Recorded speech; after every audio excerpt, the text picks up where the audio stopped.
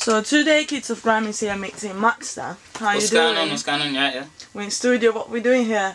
I've been here recording all day, kind of thing.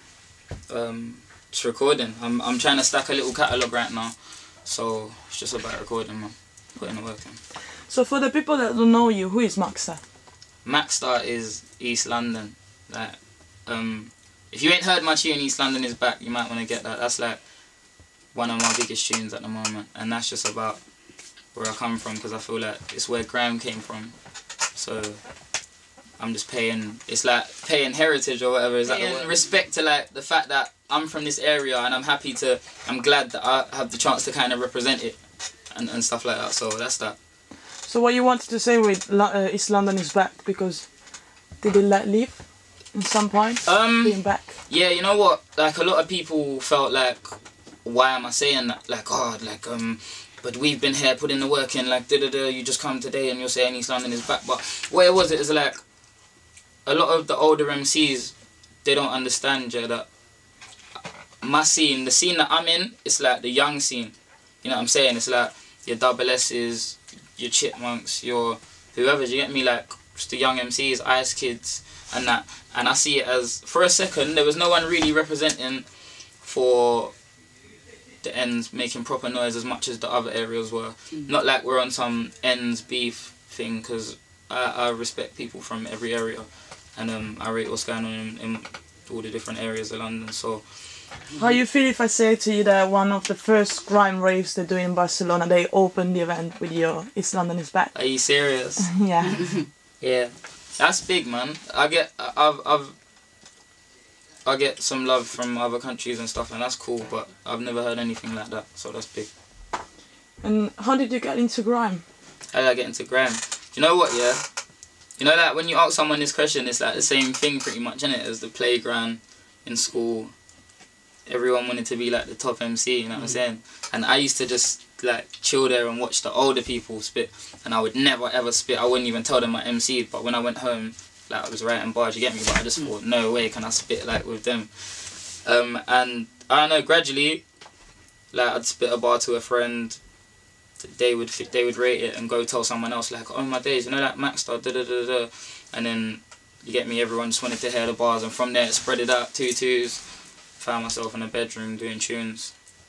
But the first moment you listened to something to the grime that remembers you, that you said, what was the first moment? Yeah, that you remember, like, or a tune or something that you listened to and you were like... P's and Q's by Kano. Like, it's one of them ones where I have memories of, like, I was going to school in the morning and I see it like on MTV Base. Like, I have those memories of watching it and thinking, going to school just with it in my head thinking, rah, like just illegally downloading it. Sorry mate, but yeah, just walking past his ass. What, LimeWire thing? You know what I mean? And yeah, but obviously Kano's from my ends, innit? And it's one of them ones where I used to like walk past his house just so I could say, rah, like Kano lives there. Like, trust me, man. Like what I wanted to be when I grew up, kind of thing. You know what? I couldn't tell you. I went through a football phase. I did, because everyone kind of went through the phase where like playing for the school team, doing like Sunday league and stuff like that. So I probably wanted to be a footballer at one time. Wanted to like be in the Harry Potter film at one time because I just like Harry Potter. But you know, no one's there. Like, keep it real. So like, I wanted to go to Hogwarts, fam. That was my dream when I was in like year 17. So you believe in that place? It exists? It's nah, like obviously, like, I know it don't exist, but I just wish it did. Like, yeah. I don't know. I couldn't tell you what I think is my biggest achievement, because it's like there might be things where it's like it might not have been that significant to the world, but like to me it meant a lot. Just stuff like, even I'd say, yeah, for you, like working with Kano, that was one of my biggest achievements. Okay. That I felt like, just because obviously you like, you're young, you look up to someone, you see them on your telly, and that you never ever think you'll ever like even see them in real life, and then you do a tune with them like after a couple of years. It's weird. It's like when I met him, we had a meeting because we was discussing some other stuff, and it was like a cafe in my area, like where you get like full English breakfasts and stuff, and what happened? Yeah, like, man was just sitting there on the table. He had his glasses on, I couldn't see his eyes, didn't know whether he was looking there or there. But we just spoke, innit? And then afterwards we took a little walk through the ends, because I was going to, like, basically his house, like, a couple doors down. My mate lives there, so I was down there, and it was just fun. It was like, wow, people are looking at me, people on the buses are looking at me like, right, that's MAXSTA with Kano, like, da-da-da. That was we just got to celebrate the fact that people from our scene are making it. You know? And the negative? And, oh yeah, and the negative, well, what about today's scene? From back in the days and nowadays. Change something. Personally, in the negative I feel way. like grime before, it was like, there was loads of shows. Like, there was much more going on.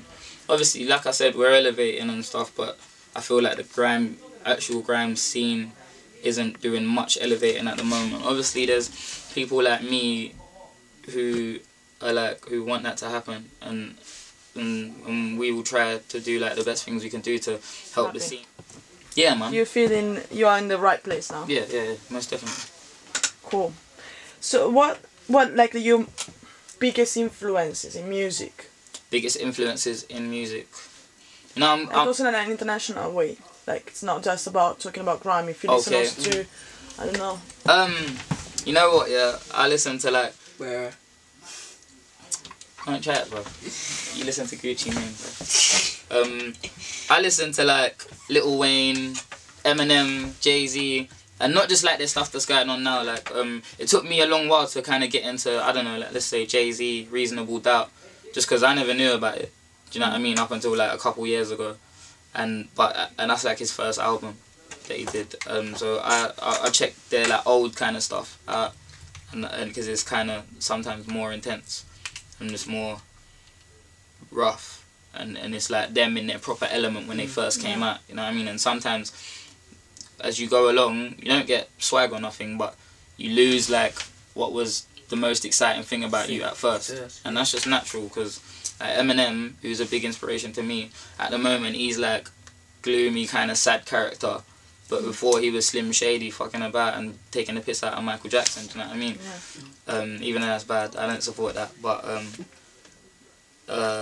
like, yeah, trust me, I listen to people like that. I like lyrics and flows and meaningfulness in your songs. Also, in the UK, I listen to, my inspirations would be, and I'm not gonna gas because I could easily sit here and say no, like no one inspires me, but I've come up listening to most of the people anyway, so it's like, I don't know, your Wileys, your Getzes, Kanes, even like people like Criminal, because he's from my area. I didn't know him before when he was like 16. Like, I think I just kind of met him around them times, but he was like a star in my end, you know what I mean? So man knew, like, man listened to him, and you get me, he was hot. So a lot of inspirations, man. I'm inspired by the scene as a whole, otherwise I wouldn't be in it, do you know what I mean? A lot of people think, oh, like, MAXSTA, like, he's a dickhead, like, he thinks he's hard, this, that and the other, like, he's arrogant, like, he's, do you know what I mean, all that kind of stuff. But with On The Low, I was just trying to show that, bro, despite what you think, like, I'm just a real person. I'm cool. I go through the same things as everyone else. I'm not trying to act like I'm higher than anyone, or like I'll show you my pain. Do you know what I mean? I'll show you.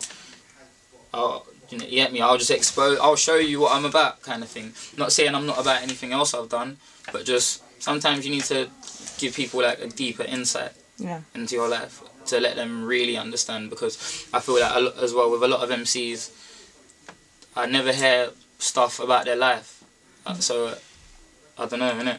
I probably would buy into them more if I did. In terms of that, yeah, it's like I want people to not just respect me as an MC. I want them to respect me as a person. Like, do you know what I mean? And to understand where you're coming from. And to fully, you get me? Little Halo's got the fucking ad-libs there going in. But yeah, like what he said was right. I want them. That's what it's about. So. Your favourite tune? Yeah, On The Low, man. And you know why I like On The Low as well? Because it's one of the biggest tunes I have, firstly, and because I didn't have to go and bread like someone else, like a big feature, not saying I don't think Big Shiz is big, but you know what I mean. Like, I didn't try and reach out to someone who ain't on my level, who's like to gain their fans or whatever. That is me and like pretty much my brother, because that's what Shiz is to me. You know what I mean? He's one of my brothers, and you get me. It's like I fully feel like we've lived like this life together. You know what I mean? We've known each other for years. Like all the things that. Like, the things I'm talking about in my verses and the pain that I'm talking about, Shiz knows about it, you know what I mean? So it's our world kind of thing. Like, Halo knows about it because he rolls with me. Like, that's how I keep it. With the whole, like, brethrens thing and the circle, I try to keep it tight, and I've got, like, actual love for, like, everyone that I roll with. Which is why you don't see me with everyone, because I'm not a snake. I don't want to be jamming with someone that I don't like. You get me? I just stay with the people who I know what's going on in their head and they know what's going on in mine, and that's why we all click. And when like we come together on the low, that's why it's just authentic. You know what I mean? 3 words to describe Kids of Grime. I'd say I'm trying to think of the right word for this one as well. Don't want to say explosive again. Grime, that's one of them. No, yeah, grime, most definitely grime. But I'd say authentic as well, because Kids of Grime has its like own thing that it does. You know what I mean? There's some people who work in the grime scene and they might try and make a website like Grime Daily, and they might, or SBTV, but like I don't think there's anything like Kids of Grime, where it's like, and I'd say as well, I don't know the third word to like describe this, but I'd just say another thing I think about like with the Kids of Grime thing is that it's mainly you, and a lot of people just, with like, no offense to any grime sites, but it's like they just sit down in their offices or wherever they are and just, yeah, that's a new video, just drag it onto my site, tell everyone about it. But you like obviously go out to places and actually get involved in the scene. So I don't know what there is to describe that, but that's the third thing.